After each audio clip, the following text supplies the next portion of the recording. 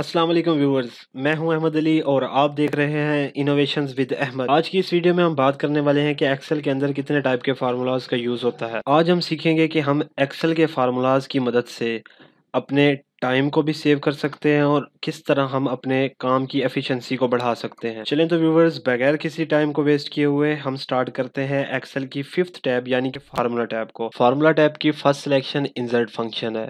Excel के अंदर formula as a function की तरह काम करता है, इसलिए हमें कोई भी फार्मूला जब इंसर्ट करना होता है तो हम इंसर्ट फंक्शन से उस फार्मूले को इंसर्ट करते हैं। बेसिकली एक्सेल के अंदर थाउजेंड्स ऑफ फार्मूलाज मौजूद हैं, लेकिन इस सेशन के अंदर हम जस्ट बेसिक फार्मूलाज को कवर करेंगे और मज़ीद नेक्स्ट सेशंस में हम एडवांस फार्मूलाज जो डेटा को ट्रांसफ़र करने के लिए शीट्स को लिंक करने के लिए यूज़ होते हैं, हम उनको सीखेंगे। जब भी हम इंसर्ट फंक्शन के ऊपर क्लिक करेंगे तो हमारे पास इस तरह का एक डायलॉग बॉक्स ओपन होगा।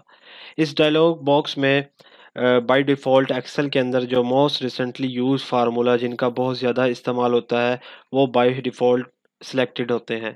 तो ये आपके सामने कुछ फार्मूलाज़ मौजूद हैं जिनका एक्सेल के अंदर जो इनको एक्सेल के बेसिक फार्मूलाज़ कहा जाता है, वो मौजूद है। हम इनको एक-एक करके एक्सेल के डेटा के ऊपर अप्लाई करेंगे और इनकी कंडीशंस को देखेंगे कि फार्मूलाज़ लगाने के लिए हमारे पास कौन-कौन सी कंडीशंस होनी चाहिए और इनके मेथड को देखेंगे कि फार्मूलाज़ किस तरह लगाया जाता है। फार्मूला लगाने से पहले आप सबसे पहले एक ब्लैंक सेल को सिलेक्ट करें, जहाँ पर आप फार्मूला लगाना चाहते हैं। फॉर एग्ज़ाम्पल मैं इस जगह पर एक फार्मूला को अप्लाई करना चाहता हूँ।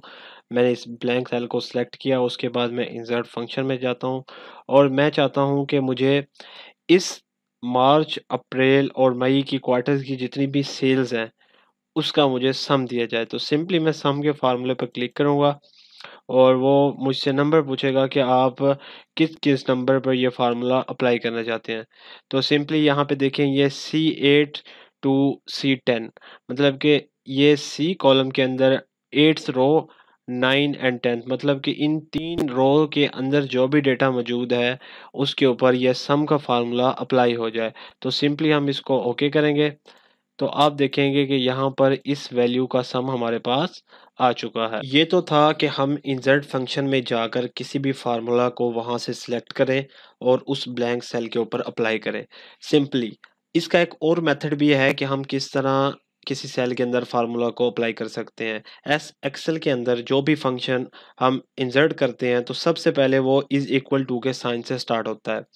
तो जब भी हम इज़ इक्वल टू का साइन इसके ऊपर ब्लैंक सेल के अंदर अप्लाई करेंगे तो एक्सेल के बाय डिफ़ॉल्ट बैक एंड पे सेटिंग्स जितने भी फार्मूलाज़ मौजूद हैं, तो वो सेटिंग्स ऑन हो जाती है।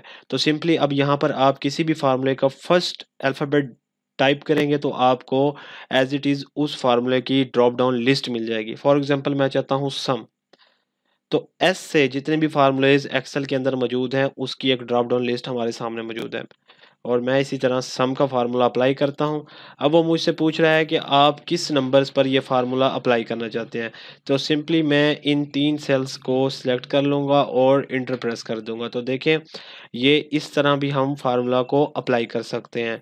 और इसके अंदर एक हमारे पास लास्ट ऑप्शन होता है थर्ड, कि हम यहाँ पर मौजूद ऑटो सम पर क्लिक करें और वो खुद ब खुद इस सेल के ऊपर जितनी भी न्यूमेरिक वैल्यूज़ होंगी वो उसको सेलेक्ट कर लेगा और खुद ब खुद इसी को प्लस कर देगा। तो ये एक 3 थर्ड मेथड जिसे कह सकते हैं कि 3 तरीके जो हैं फ़ॉर्मूलाज़ को अप्लाई करने के एक्सेल के अंदर मौजूद हैं। इसके बाद हमारे पास नेक्स्ट फ़ॉर्मूला आता है एवरेज का।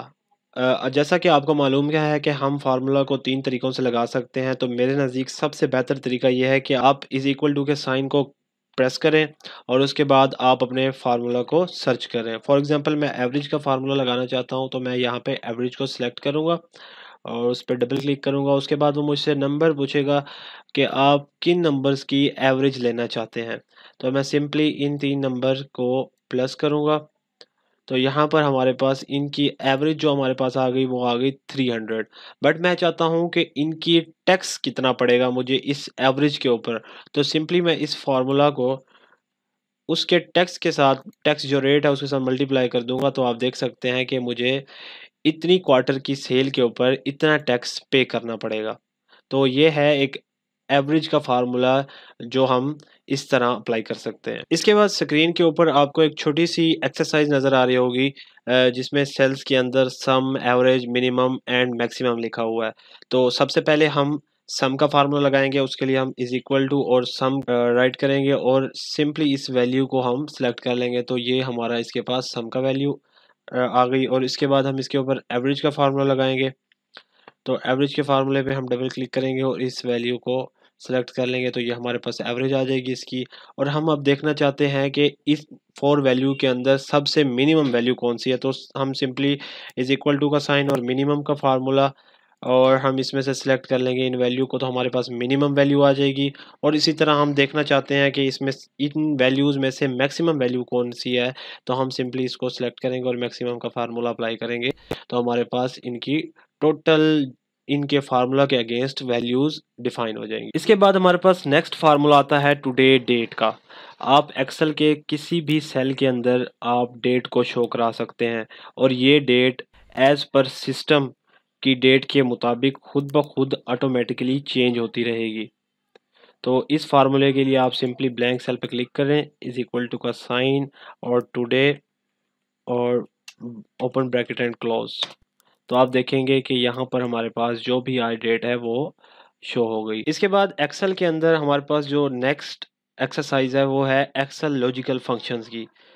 तो हमारे पास नेक्स्ट जो फार्मूलाज हैं वो हैं लॉजिकल, जिसमें दो ही कंडीशंस होती हैं ट्रू एंड फॉल्स की, कि इन दोनों में से एक स्टेटमेंट जो ट्रू होती है तो उसके ऊपर हमें कुछ कमेंट्स शो होते हैं और फॉल्स होने पर हमें कुछ कमेंट्स शो होते हैं। एक्सरसाइज नंबर 19 में हमारे पास लॉजिकल फंक्शंस को अप्लाई करने के लिए कुछ क्वार्टर्स की सेल मौजूद है। बेसिकली लॉजिकल फंक्शंस में दो ही कंडीशंस होती हैं ट्रू एंड फॉल्स की, कि यहाँ पर हमारा ये फंक्शन ट्रू हो रहा है तो हमें कौन सी वैल्यू आउटपुट मिलनी चाहिए, और अगर ये फंक्शन हमारा फॉल्स हो रहा है तो हमें कौन सी वैल्यू एज आ आउटपुट मिलनी चाहिए। यहाँ मेरे पास एक स्टेटमेंट मौजूद है कि विच डिड बेटर।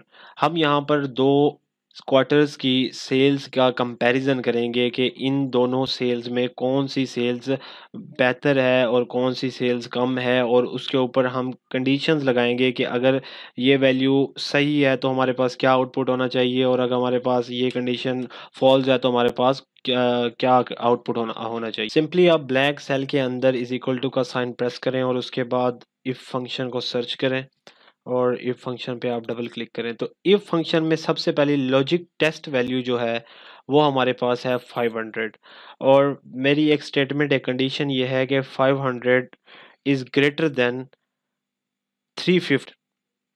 ओके, और मैं चाहता हूँ कि अगर ये जो मैंने स्टेटमेंट लिखी है पहले कि 500 बड़ा है 350 से, अगर ये बिल्कुल दुरुस्त है तो यहाँ पर हमारे पास आना चाहिए ट्रू, और मैं चाहता हूं कि अगर ये स्टेटमेंट है गलत तो हमारे पास आ जाना चाहिए फॉल्स। तो यहाँ पर सिंपली इस फार्मूले को हम क्लोज करेंगे। क्लोज फार्मूला हमेशा स्मॉल ब्रैकेट से ही होता है और उसके बाद हम सिंपली इंटर करेंगे। तो आप देख रहे हैं यहाँ हमारे पास ट्रू आ रहा है। ट्रू इस वजह से आ रहा है कि आप सब जानते हैं कि 500 हमेशा 350 से बड़ा ही होता है, तो इस वजह से ये स्टेटमेंट हमें ट्रू ही देगी। इसके बाद हमें एक और लॉजिकल फार्मूले को यूज़ करेंगे। इस फार्मूले के अंदर हम इफ़ स्टेटमेंट को एक और फार्मूले के साथ इस्तेमाल करने वाले हैं। तो सबसे पहले हम इज इक्वल टू का साइन और इफ़ फंक्शन को सर्च करेंगे, और उसके बाद हमने जब भी किसी फार्मूले के अंदर किसी और फार्मूले को ऐड करना होता है तो हम सिंपली यहाँ पर मैक्सिमम कर रहे हैं। मेरी स्टेटमेंट ये है कि इन 4 क्वार्टर्स के अंदर कोई भी सेल जो 600 से अबव है, तो वो हमें शो हो जाए कि हमारी सेल जो है 600 से अबव जाके उसने इस चीज़ को मेट किया है। तो सिंपली हमारे पास यहाँ पर दो फार्मूलाज अभी अप्लाई हो गए। इफ़ की स्टेटमेंट हमारे पास लॉजिकल फार्मूला और मैक्सिमम। मैक्सिमम में मैं देखना चाहता हूँ कि हमारे पास इन नंबर्स में कौन सी स्टेटमेंट मैक्सिमम है, और उसके बाद हमारे पास लॉजिकल टेक्स्ट वैल्यू जो हमारे पास हो गई ये, और इसके बाद हम इस पर ग्रेटर देन का साइन देंगे कि इस नंबर्स के अंदर जितनी भी वैल्यू मौजूद हैं और उनकी जो मैक्सिमम वैल्यू है वो हमारे पास ग्रेटर देन होनी चाहिए किसके, 600 के। और अगर ये चीज़ हमारे पास ट्रू आती है तो हमारे पास लिख के आना चाहिए कि योर बेटर बिजनेस बिजनेस। और इसके अलावा हमारे पास ये वैल्यू अगर फॉल्स आती है तो हमारे पास लिख के आना चाहिए लॉस, कि हम लॉस में जा रहे हैं। तो सिंपली हम इंटर दबाएंगे और हमारे पास देखें कि हम इस time at a time better business में हैं।